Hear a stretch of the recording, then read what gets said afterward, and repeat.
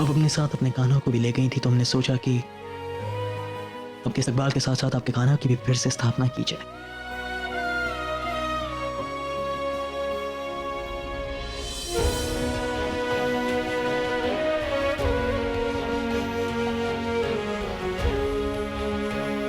शहंशाह, स्थापना की सारी तैयारियां हो चुकी हैं। अगर आप आज्ञा दें तो विधि प्रारंभ करें।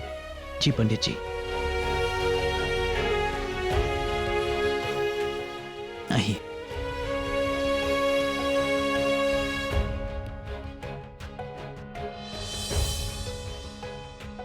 स्थापना के लिए आप दोनों को जोड़े में बैठना होगा।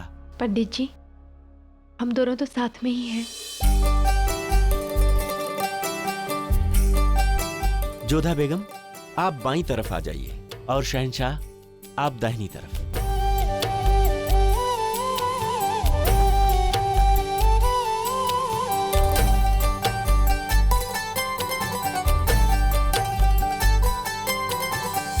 आसन ग्रहण करें।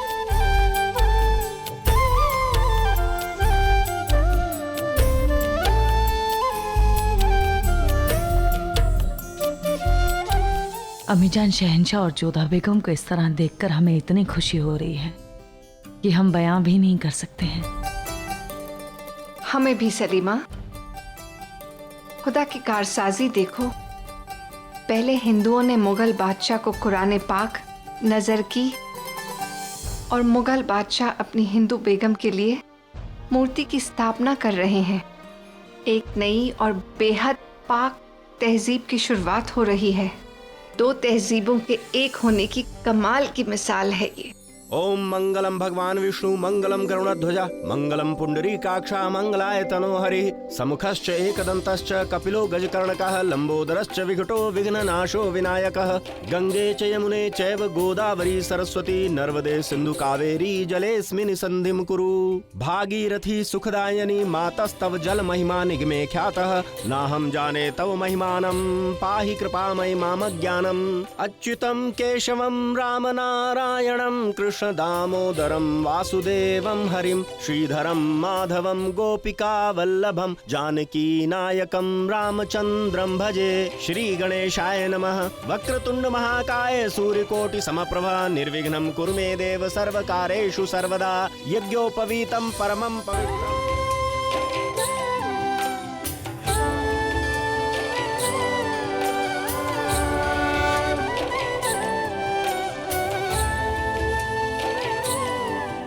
इसी के साथ कृष्ण भगवान की मूर्ति स्थापना संपन्न हुई।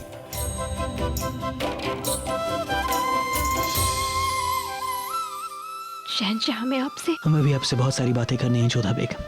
बहुत कुछ कहना है, बहुत कुछ सुनना है, लेकिन इस वक्त आप थकार कर लौटी हैं। हम चाहेंगे कि आप आराम करें, फिर आराम से तरोताजा होने के बाद आपसे बात करेंगे।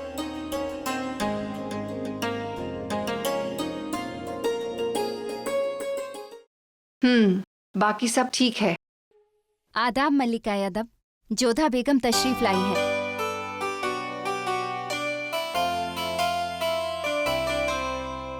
प्रणाम अमीजान। जोधा, फिर से आपको देखकर अच्छा लगा बेगम साहिबा। धन्यवाद।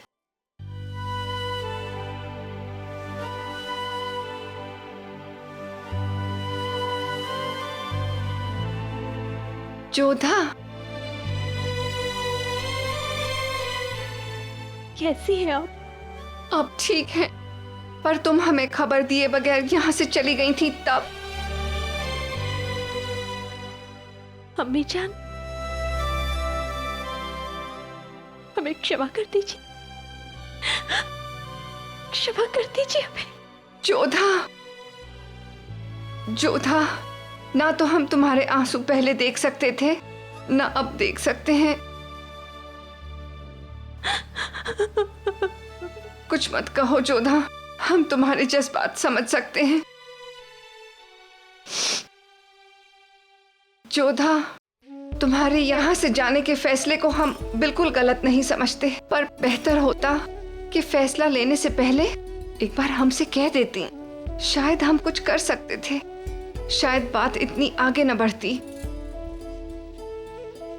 जोधा, एक छोटा बेजुबान बच्चा भी अपनी जरूरत, अपनी तकलीफ के बारे में रोकर अपनी माँ को इत्तला कर देता है, और तुमने इतनी बड़ी तकलीफ दिल में छुपाए रखी। इतना बड़ा फैसला लेने से पहले हमें बताया तक नहीं। शायद हमारे प्यार में ही कुछ कमी रह गई थी। शायद तुमने अपनी माँ को इस लायक ही नहीं समझा, सोचा भी नहीं कि तुम सिर्फ जलाल की बीवी नहीं हो, हमारी बहू भी हो, हमारी बेटी भी हो। जलाल को सजा मिलना जायज था, पर हमारी क्या गलती थी? सलीमा बेगम का क्या कसूर था? और मासूम रहीम, वो तो ये सोचकर रह गया कि शायद उसकी कहानी सुनने की जिद की वजह से उसकी छोटी अम्मी जान यहाँ से चली गई।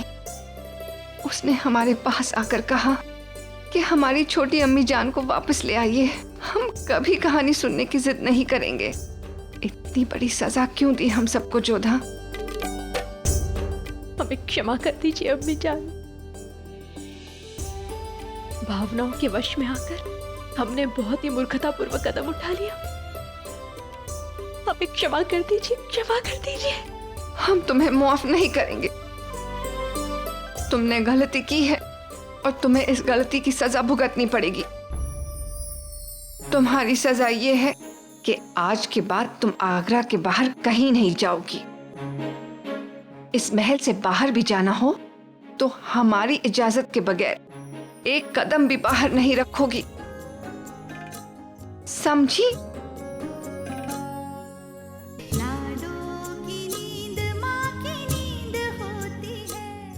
अम्मी जान, हमें आपका ये दर्द स्वीकार है। एक बात कहें जोधा, अगर तुम यहाँ से नहीं जाती तो शायद जलाल को उसकी गलती का एहसास नहीं होता। एक शहंशाह के अंदर का इंसान नहीं जागता और जलाल को वो दिल नहीं मिलता जो हर इंसान के अंदर होना सबसे ज्यादा जरूरी होता है। जिंदगी में पहली बार हमने जलाल को दिल से फैसले लेते हुए देखा है, दूसरों के दिल को, उनके जज्बातों की कदर करते हुए देखा है। हम तुम्हारे शुक्रगुजार हैं बेटा कि तुमने हमारे जलाल का दिल उसे लौटा दिया।